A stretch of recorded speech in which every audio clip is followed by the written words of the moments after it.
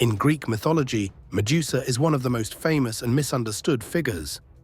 Best known for her hair of living snakes and her deadly gaze that turned people to stone, her story is far more complex than it first appears.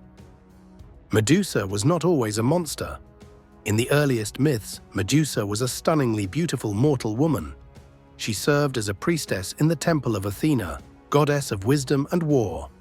As part of her sacred duties, Medusa was sworn to a vow of chastity, a solemn promise to remain pure and untouched.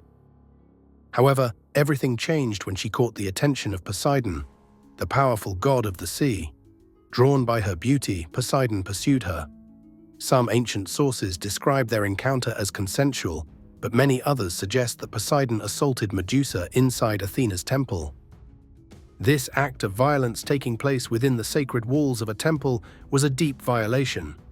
Athena, enraged by the desecration of her temple, cursed Medusa. She transformed Medusa's beautiful hair into a writhing mass of venomous snakes. Her once lovely face became so terrifying that anyone who gazed directly at her would instantly be turned to stone. After her transformation, Medusa became a figure of horror and isolation.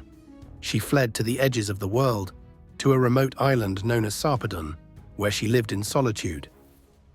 Over time, Medusa was grouped with her two immortal sisters, Stheno and Euryale, known collectively as the Gorgons. But unlike her sisters, Medusa remained mortal and vulnerable. Years later, Medusa's story would cross paths with a young hero named Perseus. Perseus was tasked with a near-impossible mission, to bring back the head of Medusa. It was a dangerous challenge set by King Polydectes, who hoped Perseus would not return. Knowing he could not face Medusa alone, Perseus received help from the gods. Hermes gifted him a pair of winged sandals to fly. Hades lent him the helm of invisibility. Athena gave him a polished bronze shield, and he was armed with a special curved sword. These divine gifts would be crucial for his survival. When Perseus finally found Medusa, she was asleep. To avoid her deadly gaze, Perseus used the reflective shield to see her indirectly. With careful precision, he struck, beheading her without ever looking directly at her.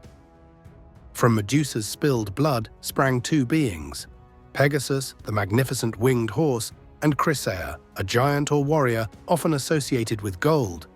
Their birth from Medusa's body symbolizes the strange duality of her myth.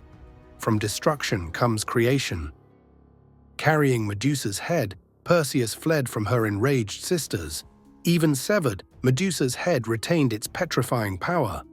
Perseus used it as a weapon multiple times, turning enemies into stone, before finally gifting the head to Athena.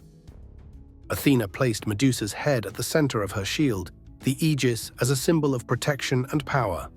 Medusa's image became a ward against evil, used on armor, temples, and monuments.